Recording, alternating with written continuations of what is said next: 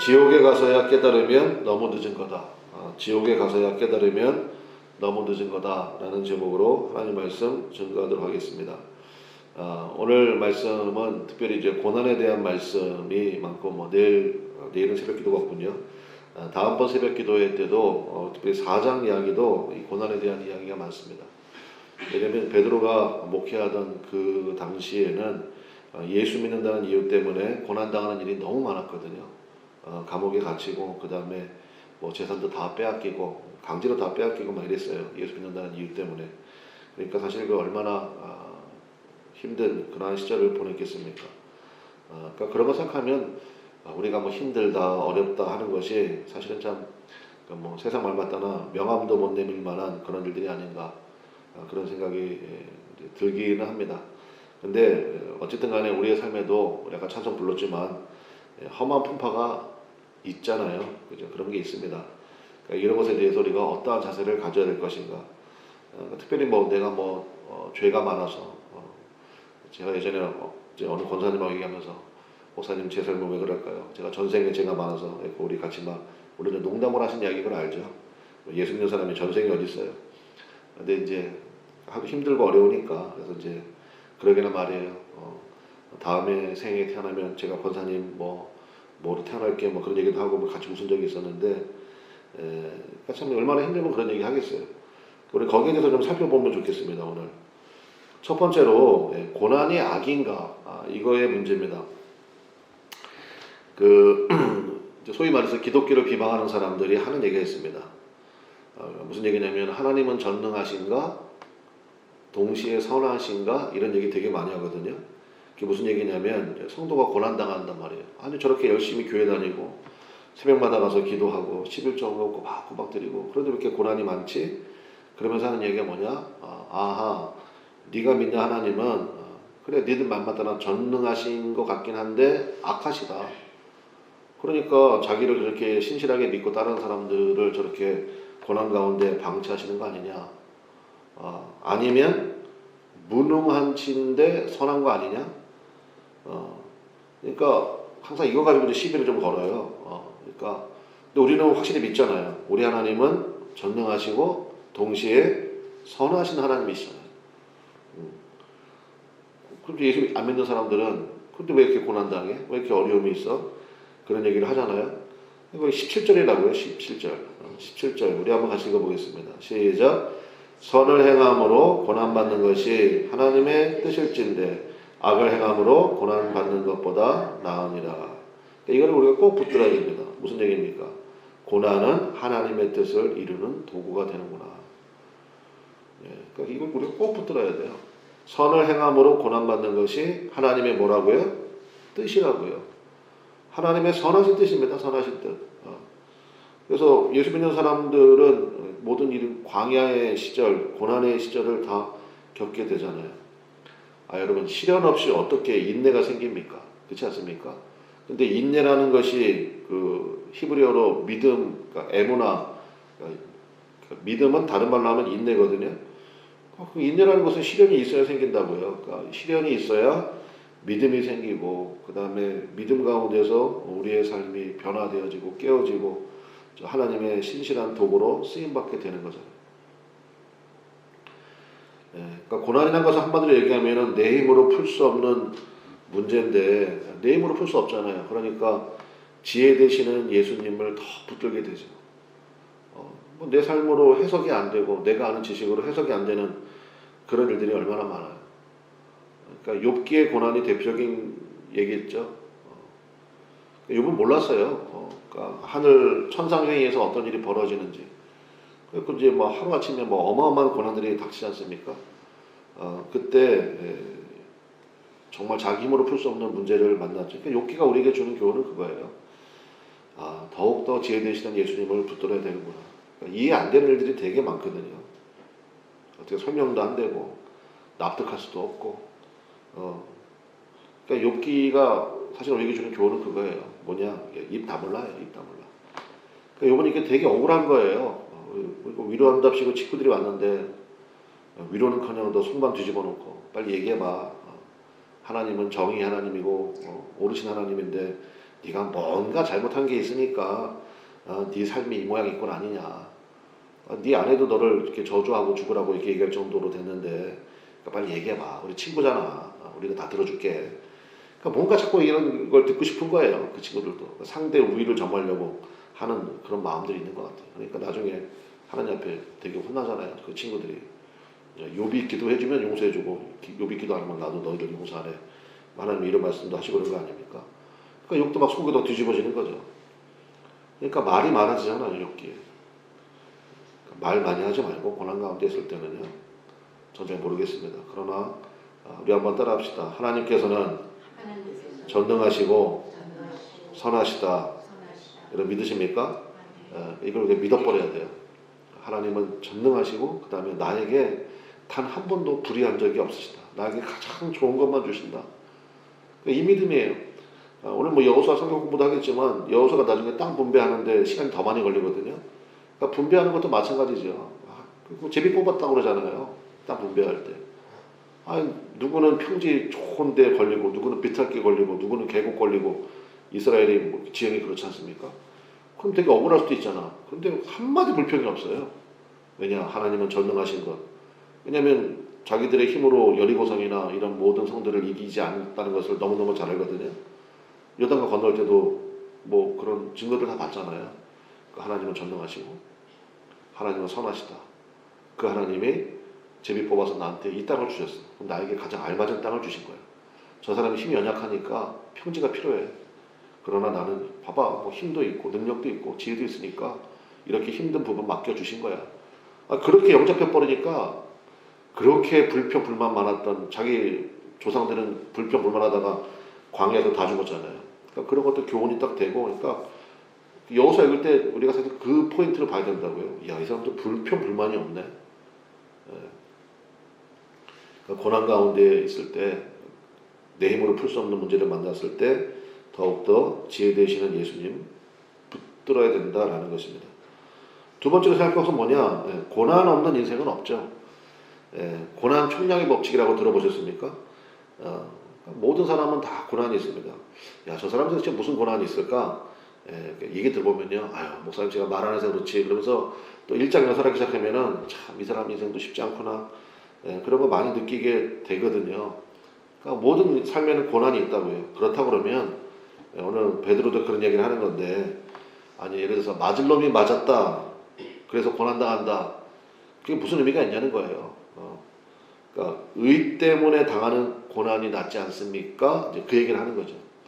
당신들이 지금 감옥에 갇힌 게 무슨 뭐 사기를 해가지고 뭐 죄를 져서 고난에 감옥에 가 있는 게 아니지 않습니까? 예수 믿는다는 이유 때문에 고난을 당하고 있는데, 그래서 하나님 보시기에 영광스러운 거 아닙니까? 이제 그 얘기를 하는 거예요. 우리 한번 성경 한번 찾아보실까요? 빌립보서를 한번 가봅시다. 빌립보서 1장 29절 말씀을 한번 보시면 좋을 것 같아요. 빌립보서 1장 29절.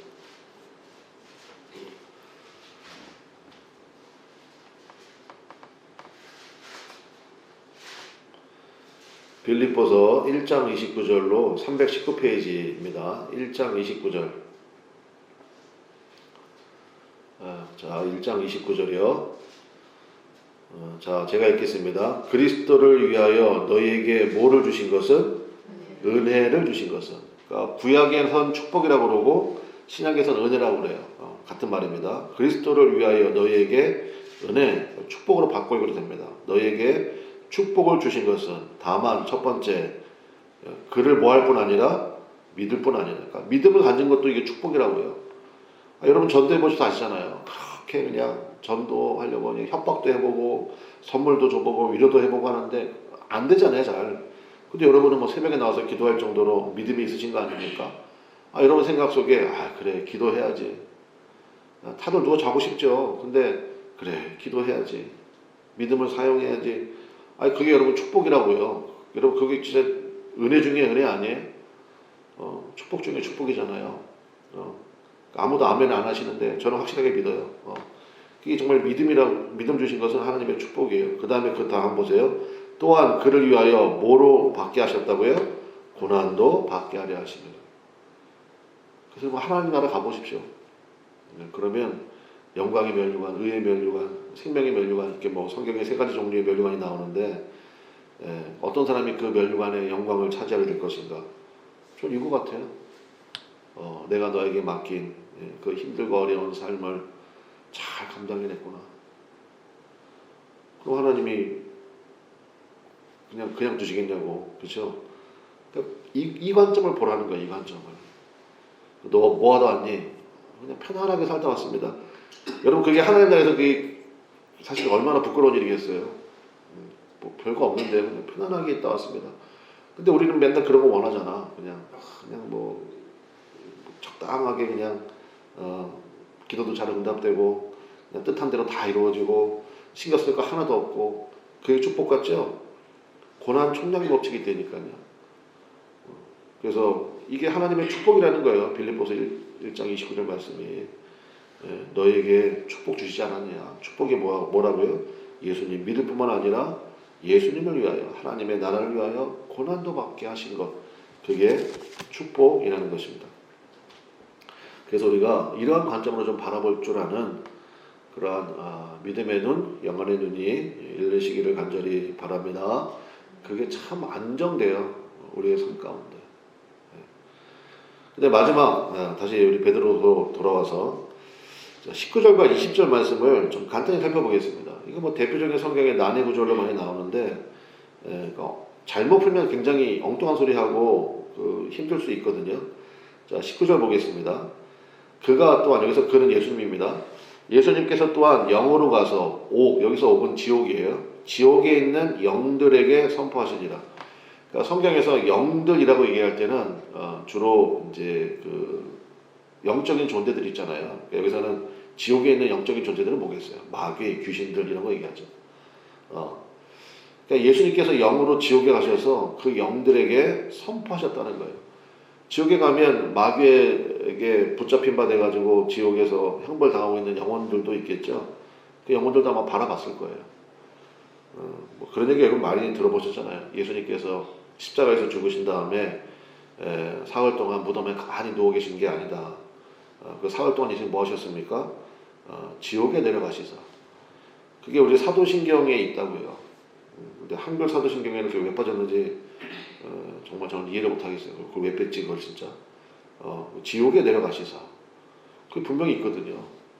그러니까 그게 초대교회 성도들의 신앙의 고백이었다고요. 그러니까 이게 아마 베드로의 이 설교를 듣고 있는 1차 독자들은 이게 어려운 얘기가 아니었을 거예요.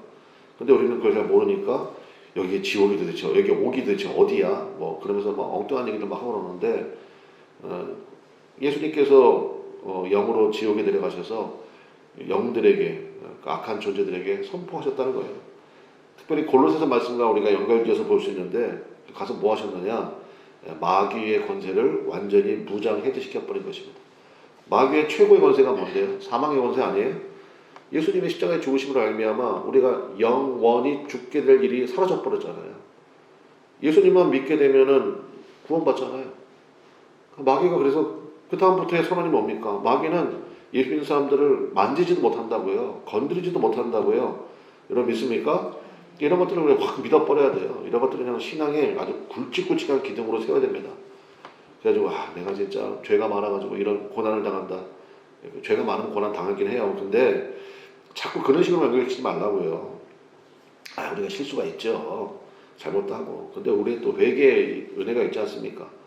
그 회개하고 나갈 때 하나님께서 우리를 용서해 주시고 얼마든지 품어 주시잖아요.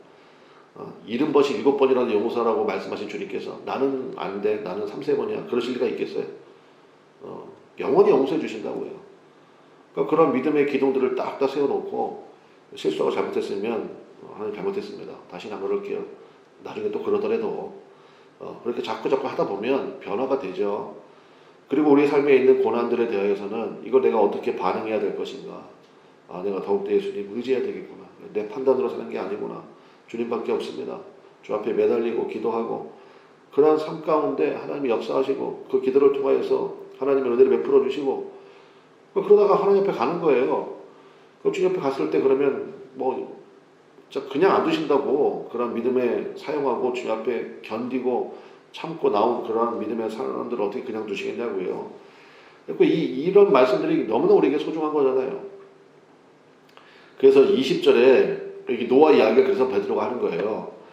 그들은, 여기서 말하는 그들이라기보다도 여러분도 알다시피 이렇게 있는 게 제일 좋아요. 여러분도 알다시피 노아의 날 방주를 준비할 동안 하나님이 오래 참고 기다리실 때 복종하지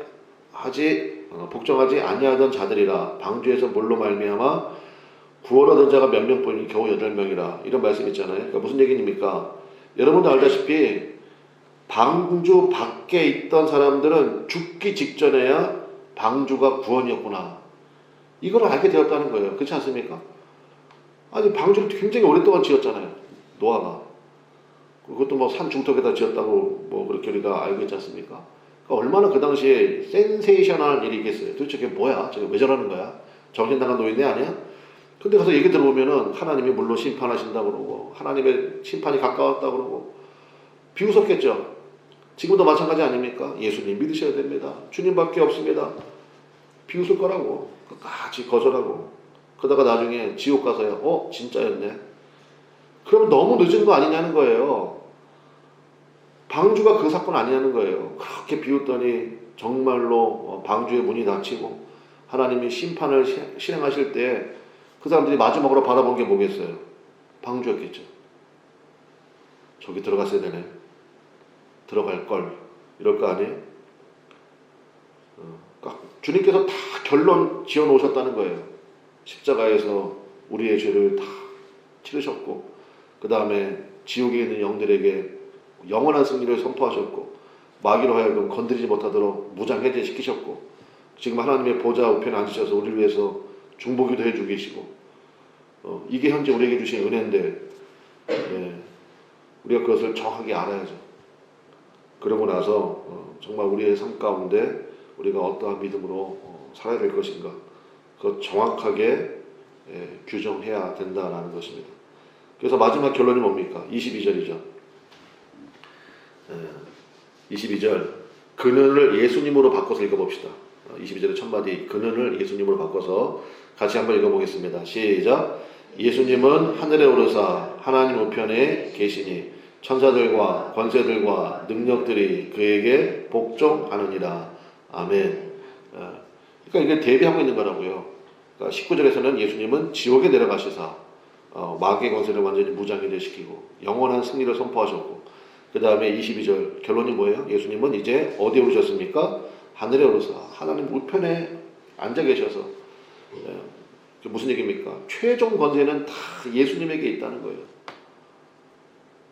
그럼 이건 진짜 안심되는 얘기 아니에요? 너무너무 안심되는 이야기잖아요. 그러니까 사실 그러니까 예수님이 근심하지 말라 그러면 근심하지 마시라고요. 염려하지 말라 그러면 예를 들어서 이 목사가 여러분 염려하지 마세요 그러면 목사님 무슨 힘이 있어? 여러분 그럴 거 아니에요? 근데 예수님이 염려하지 마세요 그러면 맞아 염려하지 말아야지 이렇게 되는 거 아닙니까? 예수님은 능력이 있었잖아요. 천사들 권세들 능력들이 다 그에게 복종한다잖아요. 하나님의 보좌 우편 하나님의 모든 것을 다 심판도 다 예수님께 넘기셨잖아요. 그 예수님이 여러분을 사랑한다는데 뭔 그렇게 말이 많고 염려가 많고 뭐 상처 많았어요 뭐 어쨌어요. 그러지 마시라고요. 주님의 믿음 가운데 굳건히 쓰셔서 그래서 여러분 어떤 순간에도 오직 예수님 붙들고 내게 주신 삶을 적극적으로 살아내고 감당해나고 믿음을 섞어버리고 믿음을 결부시켜버리고 그러니까 성경 공부 왜 하는 겁니까? 지식 쌓으려고 하는 거 아니죠? 예수님 붙들자는 거예요. 이런 기둥들은 알아야 되잖아요. 이런 기둥들을 딱 내 마음의 중심에 세워놓고 흔들림 없이 내게 주신 삶을 잘 감당해내셔서 우리가 갈 나라가 하나님 나라 아니에요? 우리의 본향 거기 갔을 때 예수님이 최고 이렇게 딱 착하고 충성된 나의 종. 여러분 그 영광 가끔 생각해 보십니까? 저 가끔 생각하거든. 상상의 나라를 좀 펴봐요. 상상의 나라를. 그럼 괜히 기분 좋아져. 괜히 기분 좋아지고. 그래 이거 별거 아무것도 아니네 이거. 고난 어떤 문제 있고 그럴 때. 그리고 이제 이거 어떻게 하는 게 예수님이 제일 기뻐하실까? 그 생각 좀 해보는 거죠. 기도합시다. 우리 주여 한번 부르고 우리 참 감사한 거죠. 지옥 가서야 깨달으면 너무 늦은 거다. 이거는 설교 제목인데 우리 이미 깨닫고 있잖아요. 그래 맞아. 이게 얼마나 큰 은혜고 축복이냐는 거예요. 그러므로 여러분 안심하시기 바랍니다. 이 믿음 가지고 있는 거 여러분 보통 은혜가 아닌 거예요. 보통 축복이 아닌 거예요. 그러니까 그 은혜를 붙들고 오늘도 하나님 믿음으로 잘 감당 나갈 수 있도록 정말 예수님이 기뻐하시는 그런 믿음 생활 되게 하옵소서. 또 우리 주변에 아직도 예수님 알지 못하는 그 영혼들 우리가 끝까지 붙들어야 됩니다. 기도해주고 우리 그런 은혜가 우리 가운데 풍성하게 해달라고 다 같이 주여 한번 부르고 간절히 기도하며 나가도록 하겠습니다. 주여 하나님 아버지 역사하소서 인도하소서 오직 주님만을 바라봅니다.